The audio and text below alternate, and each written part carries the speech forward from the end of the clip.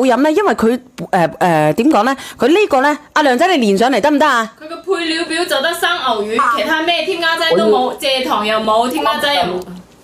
封咗我，啱啱封咗我落去。佢個配料表入邊就得生牛魚啊！我同你講，佢含鈣乜嘢量佢好高嘅。咁我呢個奶咧，我俾我阿媽飲過，俾隔離鄰舍嘅阿姨飲過，然之後咧我啲姨媽姑姐、叔伯兄弟都飲過，都覺得咧呢個奶粉佢係好好飲嘅，高某鈣。佢冇加過任何嘅蔗糖，而且同埋咧，佢嗰個蛋白質嘅含量可以達到24%啊！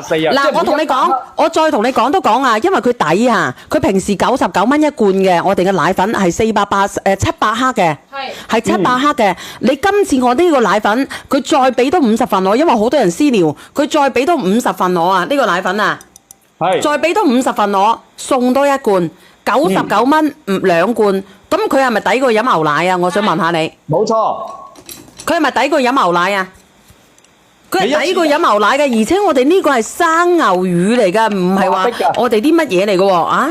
你嗰個掛壁㗎，佢嗰個蛋白質嘅含量好高啊，24%啊，所以佢可以掛壁㗎。係啊，如果你哋話隻腳啊唔舒服啊點樣嘅，你上啦，因為我得50份嘅啫，我上埋佢我就連咪㗎啦嗱。我俾你睇睇我啦，你咁大碗咧，你可以放4羹落去噶啦，無蔗糖，配料表只有生牛魚、新鮮牛奶，直接噴成粉。冇錯。3歲以上嘅小朋友就可以飲噶啦，我哋呢一個係3歲以上嘅小朋友啊。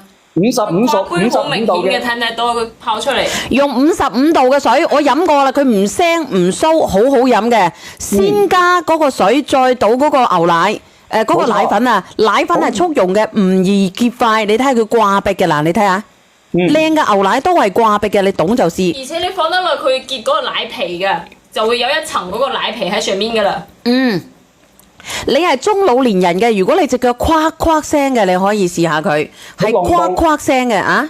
如果佢濃度唔夠高咧，首先一樣嘢，佢濃度唔夠高咧，係唔可以掛壁嘅。第二個，佢亦都結唔到呢個奶皮，因為佢呢個係真真正正完全係用純牛奶、用生牛乳直接吹成粉，冇加過任何嘅添加嘢，所以佢呢個濃度係非常之高。唔甜㗎，佢係唔加糖，乜嘢都唔加㗎。你哋買嘅牛奶咧，佢係加咗好多添加劑㗎。咁我哋呢一個牛奶，佢係乜嘢都冇㗎。我同你講，係乜嘢都冇。佢99蚊，佢2罐咁大罐啊！配料表得生牛魚，佢嘅配料表啊，你再指俾我睇唔到嘅。生牛魚3歲以上嘅小朋友就可以飲嘅啦，乜嘢都冇，係乜嘢都冇入邊。冇錯，無蔗糖，無蔗糖，糖都可以飲嘅，剩翻17份。冇蔗糖，冇任何嘅添加劑，只有生牛乳，而且再加上同埋咧，佢呢個就係完全係好似鮮牛奶咁樣嘅味嘅，唔會有任何嘅其他嘅即係其他咩奶精啊乜嘢嗰啲乜都冇。